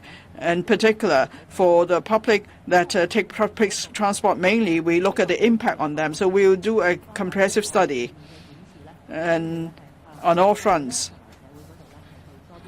We will also explain our considerations to the Legislative Council and the public more too. I'm from the Economic Journal. A number of questions. First, on the land sale list, there are 3 residential sites. 3 are rolled over from the previous year. One is in Tung Chung. Previously, there's mentioned that there would be a youth hostel element in it. But then the developers have asked for simpler terms when land is auctioned. So will there still be a youth hostel element there? And then you said you will consider turning some of the commercial sites into residential sites. So we see that commercial sites have been removed from this land sale list. As one in Kai Tak, for instance. So will you still keep these sites for commercial use, or will you convert it to residential use? And if you're going to turn some commercial sites into residential sites, what scale are we talking about? In which districts will they be in, and how many more residential units will be supplied? And then the Hong Shui Kiu Ha Chun NDA, the deadline for in situ land exchange is mentioned in the budget that the period will be extended for how long? And if there will be residential elements, how are you going to do that? Are you going to just turn the sites into residential sites, or would it be commercial come residential sites? On logistics sites, just this week you have sold by tender a site in Chengyi, but the tender, there's just one tender actually. It's the land owner next door that's tendered for the site. Now, there are 3 other logistics sites in Kwai Ching. When do you plan to offer these sites for tender? And which site will go first, and what is the scale we're talking about? Now, there's just one consortium that's tendered for the first site on sale. And what about the other sites? Will the market response be dampened given the results of the tender of this site this week? I'll take some of your questions, and then Ms. Chen will take the others. Your first question, land sale list. Area 106A, Tung Chung, that's a site here. Yes, we did consider including or using some of the floor area for a youth hostel previously. And the current plan is we're not going to include youth hostel facilities in this site. We're going to look for another site in Tung Chung for a youth hostel. Why? Because we find closer to the Tung Chung East Station, there is another private site in Area 115, Tung Chung. Land will soon, formation will soon be completed, and that's the largest site. So that means there can be more units on that site. So if we are going to provide the same number of youth hostel units, then there will be less pressure on the market in terms of investment. So we're in discussion with the Home and Youth Affairs Bureau. We believe it makes sense to transfer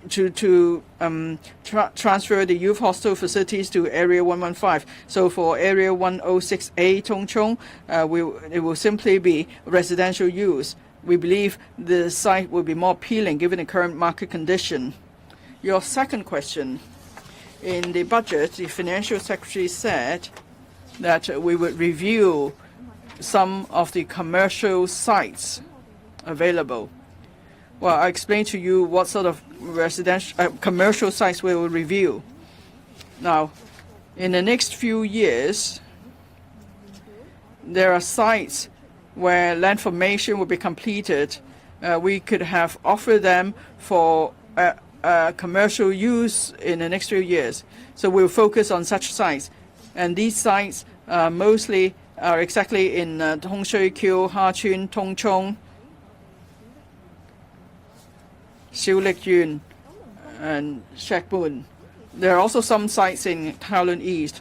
So why do we need to review these sites? In future, we will still be selling the site. But how can we provide more flexibility?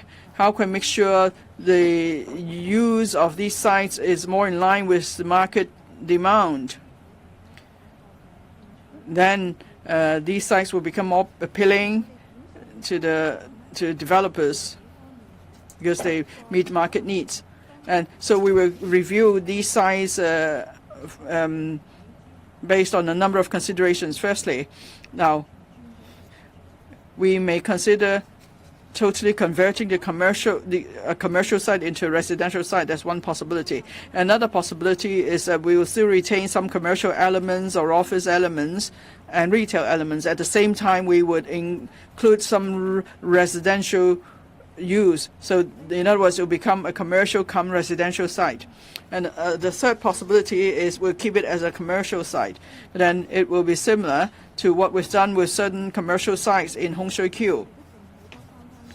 Now, we may set various conditions for a commercial site. For example, a minimum floor area for hotel, a minimum floor area for retail, and so on. So if we, is it possible that we could relax the requirements so different types of commercial uses may be allowed on certain sites?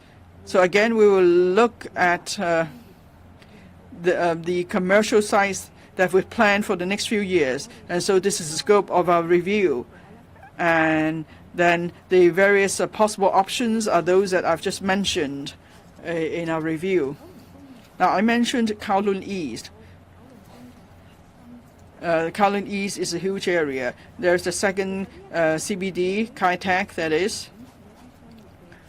In earlier years, we have actually reviewed some commercial sites, turning them into residential sites. So we've done it before. So maybe in other parts of the Kowloon, such as Kwun Tong and Kowloon Bay, there may be, compared to these areas, there may be less room for turning sites into residential. So, but anyway, review all these sites, and we will make announcements on our review by batches and so on. Regarding logistics sites, they have a lot to do with our development of trade in Hong Kong. And we are moving towards modernization and high-end in relation to logistics, say cold chain storage facilities. We do have our strengths or competitive edge in this regard. So mainland Hong Kong, overseas places, we ask whether companies in these areas about whether they're interested in coming to Hong Kong in relation to the action plan on modern logistics development in Kwai Tsing Container Terminal. We have sold the first lot of land just next to the terminal. In 2024 to 2027, these will be launched in an orderly manner. When we put out sites for tender, we take into account the market circumstances.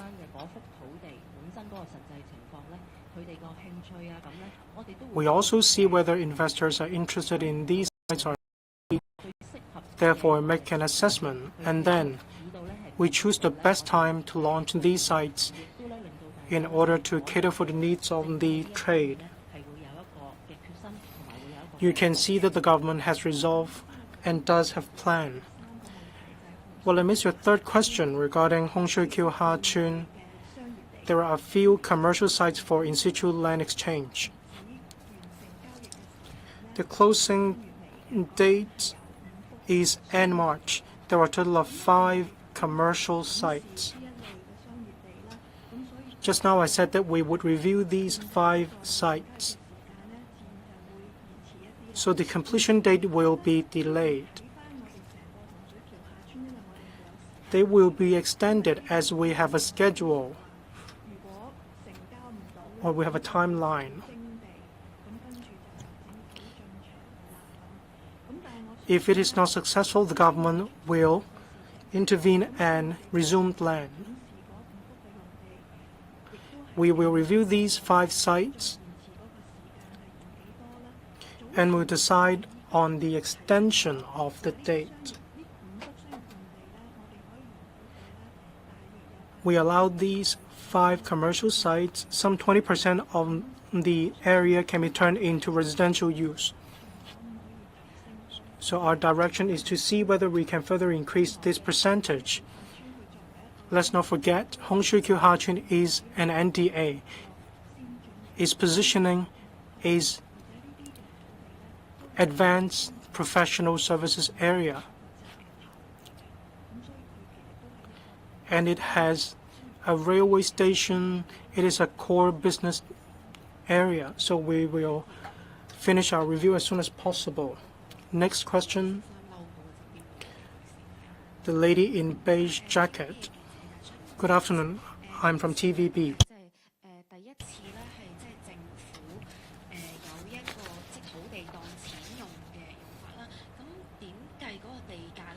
How does the government calculate the land premium? Did you consult the industry? On the boundary facilities fee, what kind of private cars will be charged?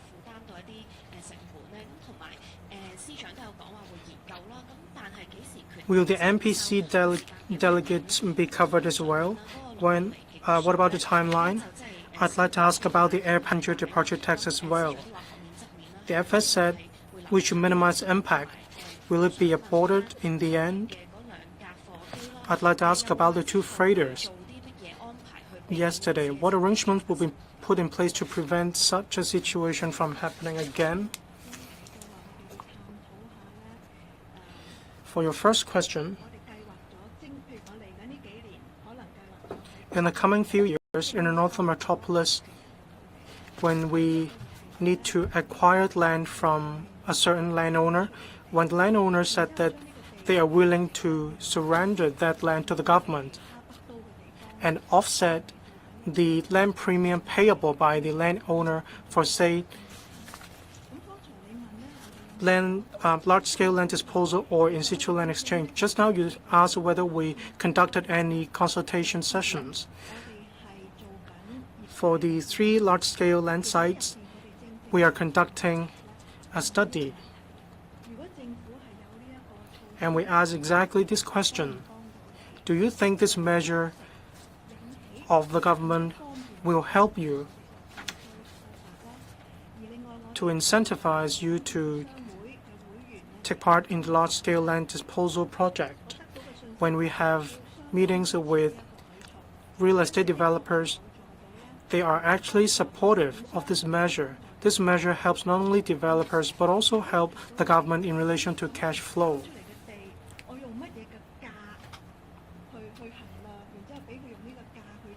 Regarding the setting of the price, when the government intervenes and acquires land, we factor in the amount of compensation that the government would offer. So we will confirm the details at full steam.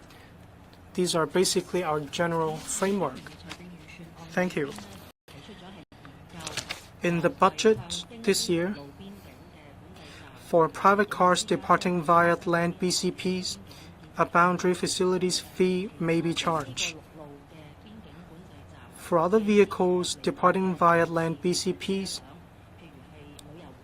for instance, coaches, buses, goods vehicles, they are not affected.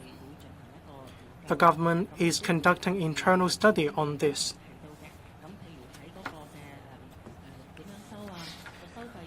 Regarding the fee level, the government will conduct impact assessments. All these will be covered in the study that we are conducting internally. Regarding an incident involving 2 cargo planes, I have tasked the CAD to conduct a full investigation. The scope covers air traffic management mechanism, procedures, training, and so on. All these will be covered. Depending on the findings of the investigation, we hope to put in place preventive measures. Civil aviation safety is what the government attaches a lot of importance to. One accident is all too many, so we tread very cautiously. We aim to enhance civil aviation safety and improve any areas where we identify room for improvement. The gentleman over there on the left, I'm from Commercial Daily. There were apported tenders.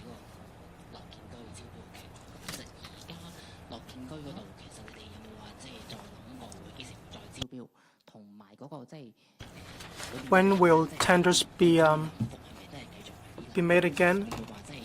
Taiwan, Tongchong.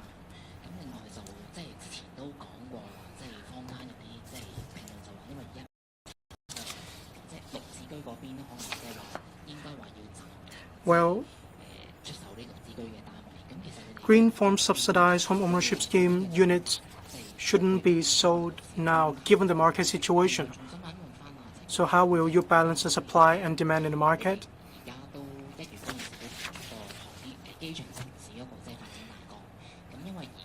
The development plan for Airport City was announced. Just now, in 2029 to 2030, the development of Airport City will be completed. Did you identify any changes in the timeline?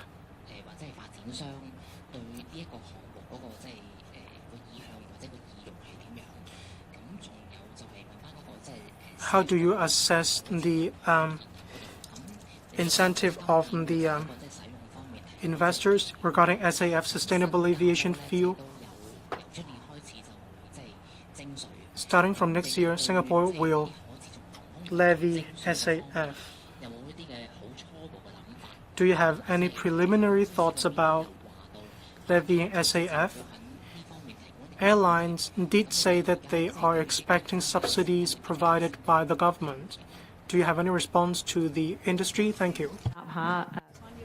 I'll first take the question on the private subsidized green sale flat and the GF green farm subsidized home ownership scheme. Now, on the timetable, the scale, and so on, well, we actually have some parameters on the tender documents. We will have certain requirements as developers. We're reviewing all that, and we will be making an announcement at an appropriate juncture. The green farm scheme is an important element of the housing ladder. The housing ladder starts with public housing, and then we have green form for public housing tenants who want to move up the housing ladder. When they have improved income, then they may want to own their home. So that's the GSF, and then that's also then is the home ownership scheme. Now we have announced that we will change the ratio of rental to sale flats from 70-30 to 60-40 in the next 10 years. So this remains our target. On the expanded outline development plan for the airport city is because we want to further enhance our position as an international aviation center hub. Now, in the outline plan, there are art, tourism, leisure, fresh food facilities, and even yacht berthing spaces. It's because we would like to provide to increase the diversity of passengers. Now, in the restricted areas, instead of just being stuck in the restricted areas, they could go somewhere nearby the airport, and then they could enjoy services and spend there. Now, the airport authority conducted a briefing session in January, and there was positive response. Different businesses attended the session. I and the management of the airport authority met with some of the overseas businesses or consulates general to introduce the scheme to them. And then we find that there are some mainland or overseas companies that have expressed interest in certain of the elements that we're going to include in the airport city. So we will certainly keep tab of market pulse and response. And then the airport authority will consider its own financial position and the availability of land to proceed with the project in phases. And your other question is on this sustainable aviation fuel development, SAF development. Now, this year, we are definitely going to set a target within this year for the Hong Kong International Airport. Because in our discussion with stakeholders and relevant parties, we find that there is a supply nearby, in particular for local airlines. They've set rather aggressive supply target. They want the SL government and the sector to give clear directions about SAF target, and then the entire supply chain, including the various business, they could all be involved, and then we could together achieve the target. Of course, neighboring airports also have different measures. They have different targets. They're making different preparations. So this year, when we announce the target, we will certainly take into account, we will certainly discuss explain our proposals to the sector and the public. Last two questions. The lady in a vest and with spectacles. Post. With some commercial sites being rezoned for residential use, and along with some policies, including inviting the expression of interest from developers and also dividing land into smaller sites to accommodate their needs, are this action shifting market control to the private sector? And also, given the 8 residential plots are to be sold, with 5 designated for market or school use before, how will the change of plan affect the planning of the areas? And why are those school and markets not needed for now? And thirdly, is the strategy to downsize urban areas only possible for the coming year or for long term? As finding smaller urban land is quite difficult right now, what will the government do if the economy remains weak? Thank you. First of all, on the questions regarding the review of the commercial site, as I have tried to explain, I think the review will focus on commercial sites which will have been made available in the next once the land is formed. And for this scope of the commercial sites that we are going to review, it may not necessarily, the outcome may not necessarily be rezoning to residential sites as such. It may also possibly be the turning of those sites into mixed mode sites with commercial and residential. And possibly some of the sites will remain as commercial, but with certain development restrictions, like minimum GFA for certain uses lifted, so as to give greater flexibility for the use of those sites for various commercial purposes. So the outcome can take different forms. In doing this review, we have to emphasize that it is a review initiated by the government. Likewise, for any expression of interest exercise that is ongoing or will be launched in the future, those will also be initiated by the government. So no question of government putting the control to the market. Instead, government is all the more taking the lead. And when we are taking the lead, we also have to take due account of the market feedback. But clearly, the one who is taking the lead is government. Regarding the point about the sites that we have included in next year's land sale list, yes, we are including some of the smaller sites, and those are in the urban areas.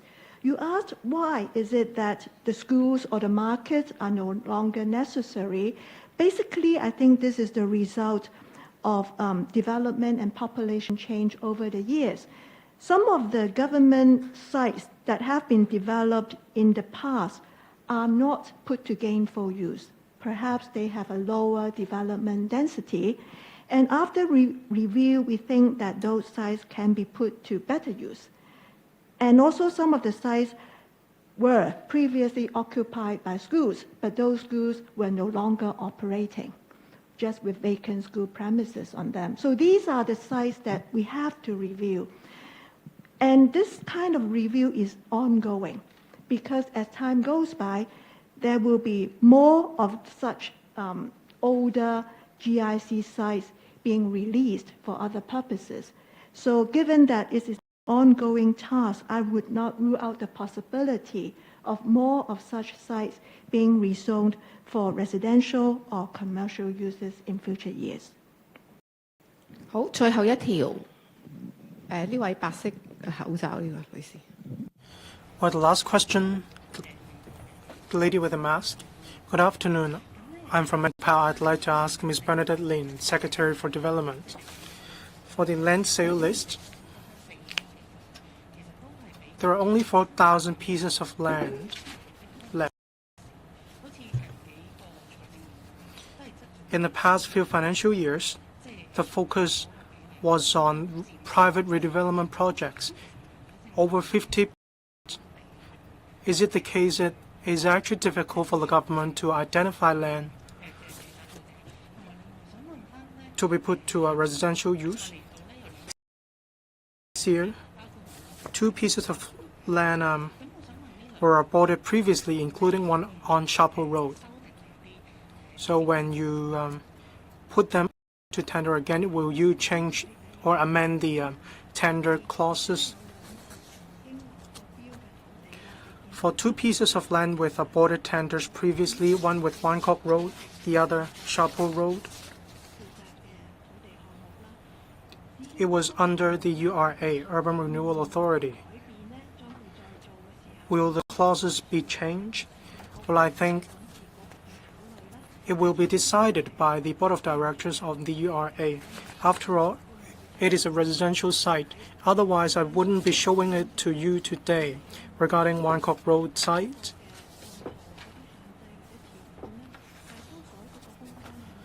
I believe there isn't much room for amending the tender clauses. We have different sources of residential sites. Those on the land sale list is only one of the many sources. There's no requirement that the government sources must account for the largest percentage. It depends on the supply of land and our target. That is the starting point. It is based on the long-term housing strategy. It sets out the housing demand. Say next year, 13,200 units. This is our target for next year.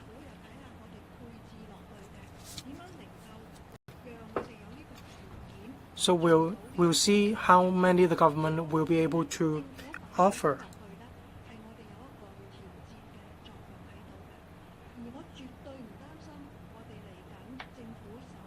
So it provides room for adjustment. We have sufficient land supply sources. As the FS said in the budget speech, in the coming 5 years, we will be able to offer sites for building 80,000 units. That doesn't include railway development as well as URA projects. I believe 80,000 units in the coming 5 years, this is an abundant supply. This is the end of the press conference. Thank you.